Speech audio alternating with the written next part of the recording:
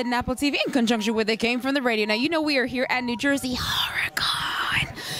And I saw what kind of sounds like my morning, like a day one. That's how I feel when I wake up. Just so you know, like when I wake up and I'm like, day one, I'm still going to work. So I want to tell people, Eddie, about your book here, and which I think is absolutely amazing. It has a beautiful cover.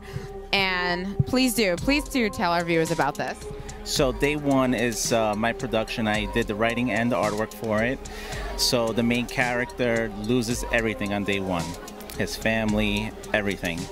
And even though he does not want to survive, he was almost made for the zombie apocalypse. And it is a survival story of him. He's a martial arts technician. He has all the skills that it takes to survive in this world, and that's that you travel through the story. Each character that I introduce will have a flashback of their day one. So what's your day one? I'm just curious. My day one will be kind of close to his, because that's almost the inspiration. I have 20 plus years of experience in martial arts. So what I'm going to do in this comic book is going to see really choreographed fight scenes that normally don't see in comic books.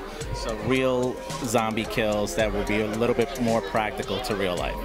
Okay, so I do have to ask you a question. What style of fighting? So I've trained Muay Thai, Jiu-Jitsu, knife fighting, stick fighting, which pretty much all four would be perfect for this type of situation. Muay Thai and Eagle Claw. That's why you caught my attention. Because I do think it's very important, because I've trained as well, I can spot out those corny things like punch. And I'm like, oh, you're not hitting. Like, I hate that when I see that, in whether it's drawn out or whether it's live action. So, like, it always becomes interesting in that regard. So when it comes to creating this, you said you had your own like version of day one, and that was like really your inspiration, especially with you having the martial arts background.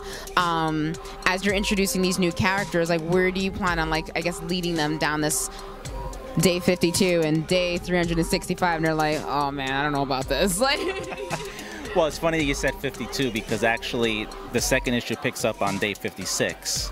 So there's 56 days of mystery that you don't know where the main character was.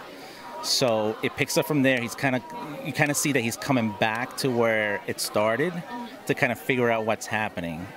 And in the book, you do see right away the cause of the situation, and he is indirectly involved in it. So it's a lot of nice little Easter eggs and a lot of like things that always will tie in and come back into circle.